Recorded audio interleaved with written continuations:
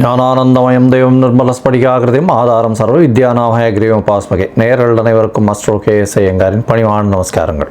மாத பலன் குரோதி வருஷம் தை மாதத்தினுடைய பலன்களை பார்க்கலாம். முதல்ல இந்த குரோதி வருஷம் தை மாதம் அப்படின்றது 14/1/2025 12/2/2025 வரலும் உண்டான காலகட்டத்தை குரோதி வருஷம் தை மாதம்னு சொல்கிறோம்.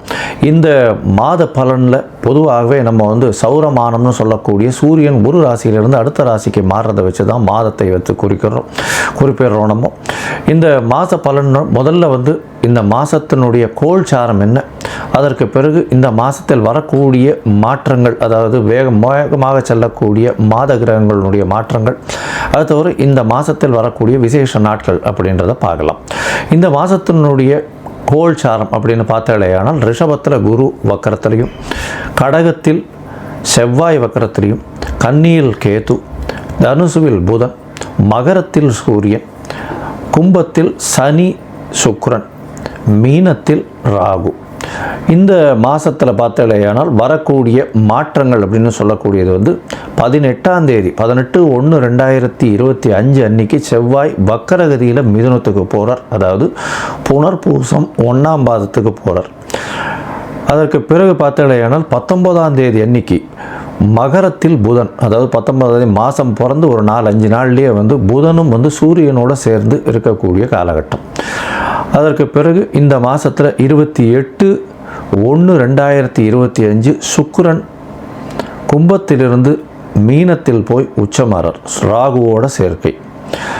அதற்கு பிறகு இந்த மாதத்தில் 5/2/2025 அன்னைக்கு புதன் கும்பத்திற்கு சனியோடு சேர போகிறார். இது இந்த மாதத்தினுடைய கோல்சார மாற்றங்கள், இந்த மாதத்தினுடைய மாத கிரகங்களுடைய மாற்றங்கள். இந்த மாதம் பிறக்கிறது அப்படின்னு பார்த்தோம்னா மகர மாதம், அதாவது 14ஆம் தேதி மதியம் 2:55 தான் மாதம் பிறக்கிறது. அதனால் உத்தராயணம் புண்ணிய காலம் அப்படின்னு ஆரம்பிக்கிறதே உத்தராயணத்துக்கு மகர மாதத்துக்கு சூரியன் போகிறதே மத்தியானம் 2:30 மணிக்கு மேலே தான். அதனால் தை பொங்கல் வைக்கக்கூடிய நேரமும் நான் உங்களுக்கு பார்த்து இன்டிமேட் பண்ணுறேன். சரி, இந்த மாதத்தில் வரக்கூடிய விசேஷ நாட்கள் என்ன அப்படின்னா, இந்த மாதம் பிறந்த உடனே 14ஆம் தேதியே தைப்பொங்கல் மிகவும் விசேஷம். உழவர்களுக்கெல்லாம் பெரிய ஏற்றத்தை கொடுக்கக்கூடியது உத்தராயண புண்ணிய காலம்னு சொல்கிறோம்.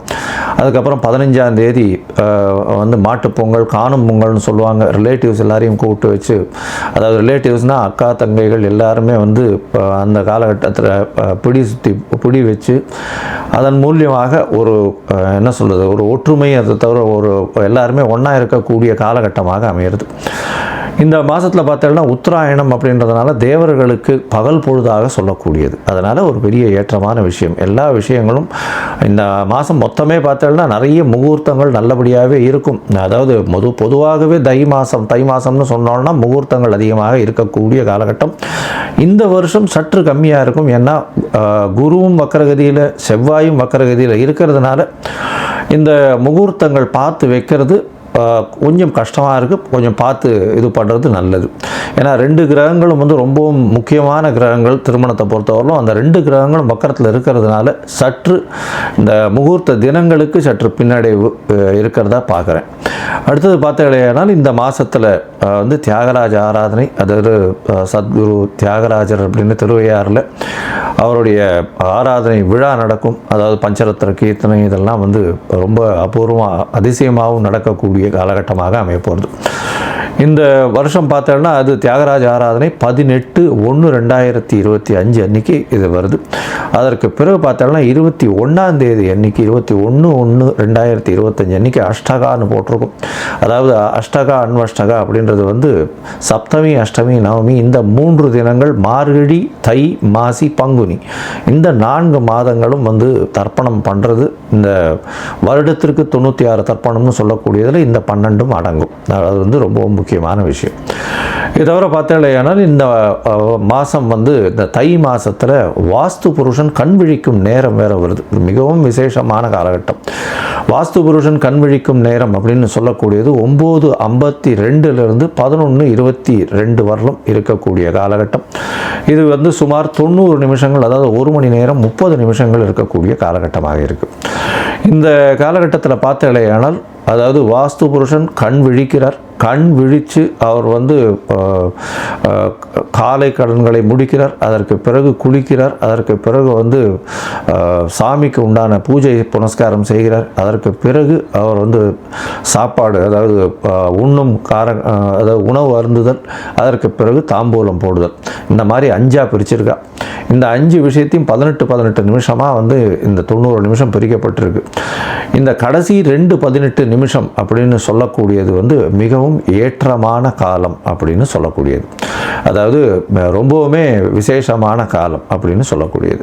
ஏன் அப்படின்னா இந்த கடைசி 18 நிமிஷம், அதாவது 36 நிமிஷம் அப்படின்னு சொல்லக்கூடியது நிச்சயமான வெற்றியை உங்களுக்கு தேடித்தரும். இது எதனுடைய வெற்றியை தேடித்தரும் அப்படின்னா, வாஸ்து புருஷன் கண்விழிக்கும் நாளில் இந்த மனைக்கால் ஊன்றது, அதை தவிர வந்து புதுசாக வந்து ஒரு வீடு கட்டுறது, வீட்டுக்கு உண்டான இது பத்திரங்கள் பதிவு பண்ணுறது, அதே சமயத்தில் வீட்டுக்கு உண்டான பேச்சுக்களில் வந்து அட்வான்ஸ் கொடுக்கறது, இந்த மாதிரி விஷயங்களும், புதுசாக வீடு கட்டணும்னு லேண்டு பார்த்து வச்சுருக்கீங்கன்னா லேண்டுக்கு வந்து பூஜை போடுறது, மனை பூஜை போடுறது, புதுசாக ப்ராஜெக்ட் எதாக இருந்தாலும் ஆரம்பிக்கிறது, இதெல்லாம் வந்து ஒரு பெரிய ஏற்றத்தை உங்களுக்கு கண்டிப்பாக கொடுக்கும். அந்த ப்ராஜெக்டில் எந்த ஒரு பிரச்சனையும் வராத அளவுக்கு நல்லபடியாக நடக்கக்கூடிய காலகட்டமாகவே நிச்சயமாக அமையும். அதற்கு பிறகு இந்த மிகவும் முக்கியமான நாள் அப்படின்னு சொல்லக்கூடியது 29/1/2025, அதாவது தை அமாவாசை, உத்தராயண புண்ணிய காலத்தின் முதல் அமாவாசை. அதாவது தேவர்கள் பகல் பொழுதில் நடக்கக்கூடிய முதல் அமாவாசை. எப்பொழுதுமே தை மாதம், ஆடி மாதம், அதுக்கப்புறம் புரட்டாசி மாதம், இந்த அமாவாசையெல்லாம் ரொம்ப விசேஷம். இந்த அமாவாசைகள்லாம் பித்ருக்கள் நம்மளுடைய லோகத்துக்கு வந்து நம்மளோட சேர்ந்து இருக்கிறதா வந்து ஐதீகம். அதனால் வந்து இந்த அமாவாசைக்கு தாய் தந்தையர் இல்லாதவர்கள் கண்டிப்பாக பித்ருக்களுக்கு கொடுக்க வேண்டிய அவர்களுக்கு தர்ப்பணங்கள், அதை தவிர பித்ருக்களுக்கு சேர வேண்டிய விஷயங்களை வந்து பண்ணுறதும், அதை தவிர அருகில் இருக்கக்கூடிய இந்த கோவிலுக்கு போயிட்டு வர்றதும் அதன் மூலியமாக நல்ல ஒரு ஏற்றம் கிடைக்கக்கூடிய காலகட்டம். உங்களுடைய தோஷங்கள், பித்ருக்களுக்கு பண்ணாதது தோஷம் வரும், பண்ணிங்கன்னா நல்ல ஒரு ஏற்றம் வரக்கூடிய வாய்ப்புகள் நிச்சயமாக உண்டு. அடுத்த ஜென்ரேஷனும் நல்லபடியாக இருக்கும். அதை தவிர பார்த்தோம்னா இந்த வருஷம் ரத சப்தமி, அது வந்து 4/2/2025 அந்த அன்னைக்கு வருது. அதாவது சூரியன் தேர்கால் திரும்புறதுன்னு சொல்லுவாள். அந்த ரத சப்தமம் வந்துருத்தோம்னா அதுக்கப்புறம் வந்து உங்களுக்கு ஃபுல் அண்ட் ஃபுல் வெயில் அதிகமாகிட்டே போக ஆரம்பிச்சிடும். இனிமேல் வரக்கூடிய காலங்கள் எல்லாமே வெளிச்சம் ரொம்ப அதிகமாக இருக்கும். லாங் டேஸ் வந்து வரக்கூடிய வாய்ப்புகள், அதாவது டே டைம் வரக்கூடிய வாய்ப்புகள் மிகவும் அதிகமாக இருக்கும்.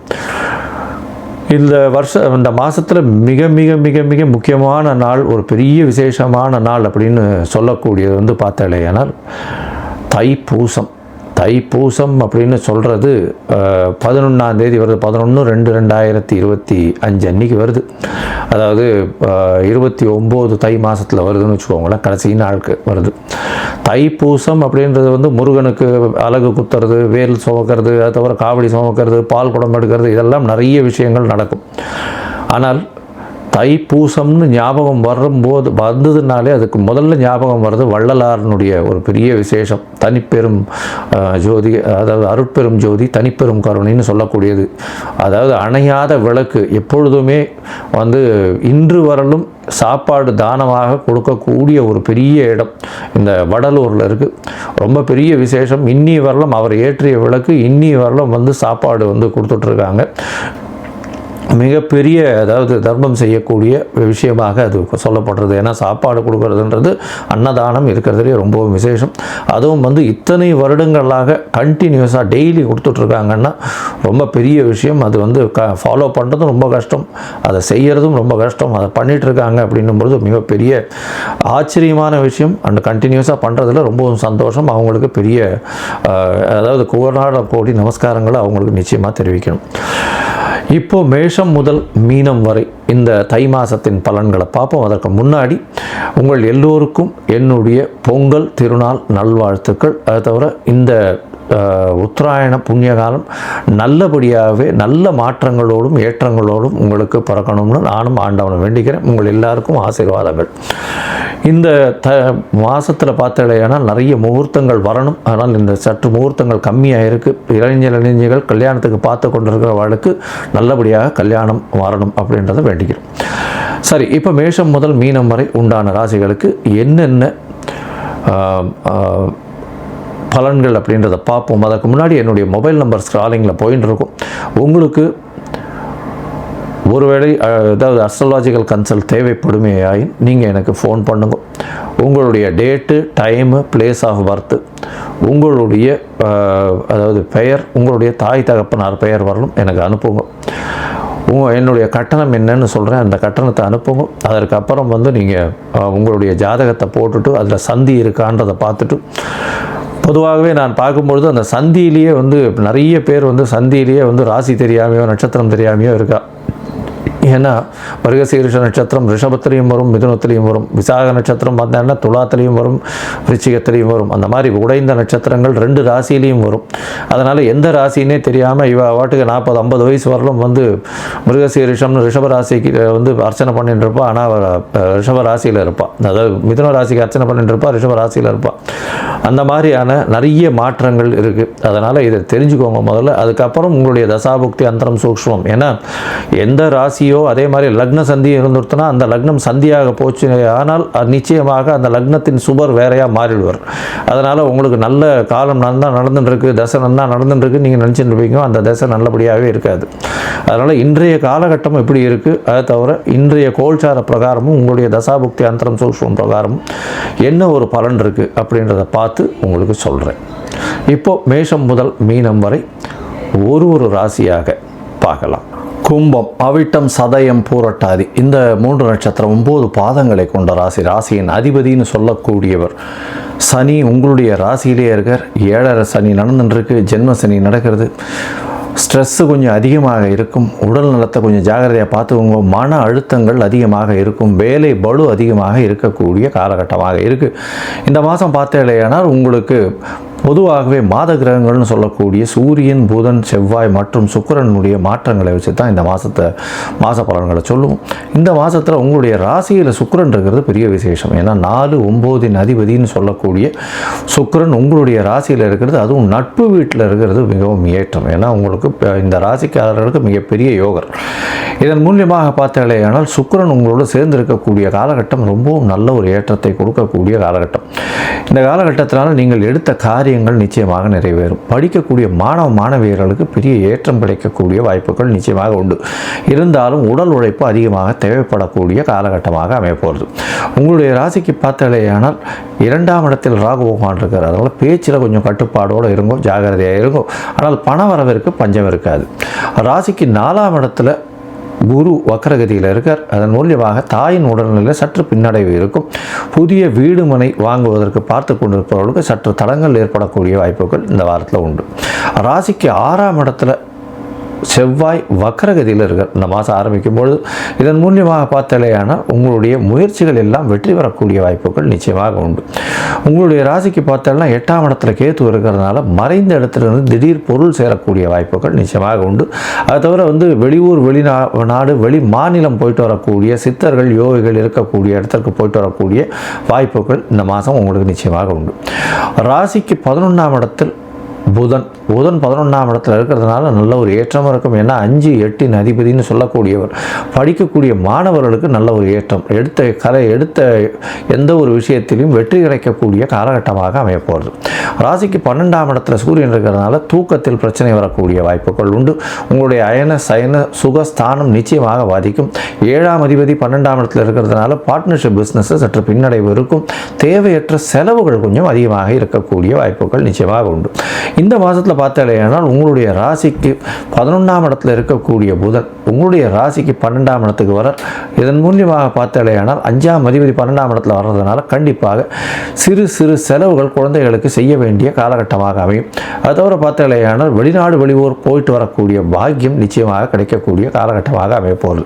திடீர் பிரயாணங்கள் ஏற்படக்கூடிய வாய்ப்புகள் நிச்சயமாக இருக்கும். இது 19/1/2025 புதன் 12ஆம் இடத்துக்கு வரார். அதுக்கு பிறகு பார்த்தாலேயானால் உங்களுடைய ராசி ராசியில் இருக்கக்கூடிய சுக்கிரன் உங்களுடைய ராசிக்கு 2ஆம் இடத்துக்கு போகிறார். பேச்சில் நல்ல நளினம் இருக்கும், வேகம் அதிகமாக இருக்கும், எடுத்த காரியங்களில் நிச்சயமாக வெற்றி கிடைக்கும். ஏன்னா 2ஆம் இடத்துல சுக்கிரன் உச்சம் பெற்று போய் வேற இருக்கார். இதன் மூலியமாக படிக்கக்கூடிய மாணவர்களுக்கு பெரிய ஏற்றம் கிடைக்கும். எந்த ஒரு விஷயத்தை தொட்டாலும் அதில் வெற்றி நிச்சயமாக இருக்கக்கூடிய காலகட்டமாக அமையும்.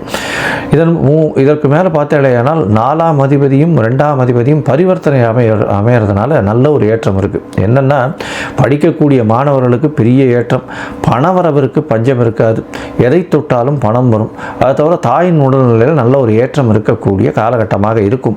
புதிய வீடு மனை வாங்கக்கூடிய பாக்கியமும் இந்த மாதத்தில் வரும். 28/1/2025 மேலே உங்களுடைய ராசிக்கு பார்த்தேனால் 6ஆம் இடத்தில் இருக்கக்கூடிய செவ்வாய் வக்கரகதியில் இருக்கிறவர் அதே வக்கரகதியில் பின்னோக்கி சென்று அதாவது மிதுனத்துக்கு போகிறார், அதாவது 5ஆம் இடத்துக்கு போகிறார். இந்த காலகட்டத்தில் பார்த்தேன்னா உங்களுடைய ராசிக்கு 3 பத்தின் அதிபதினு சொல்லக்கூடியவர் 5ஆம் இடத்துல போய் இருக்கிறதுனால தொழிலில் உங்களுக்கு புதிய பதவி புகழ் அந்தஸ்து கௌரவம் வரக்கூடிய வாய்ப்புகள் நிச்சயமாக இருக்கும். அது தவிர குழந்தைகள் மூலியமாக சிறு சிறு பிரச்சனைகள் இந்த கும்பராசிக்காரர்களுக்கு வரும்.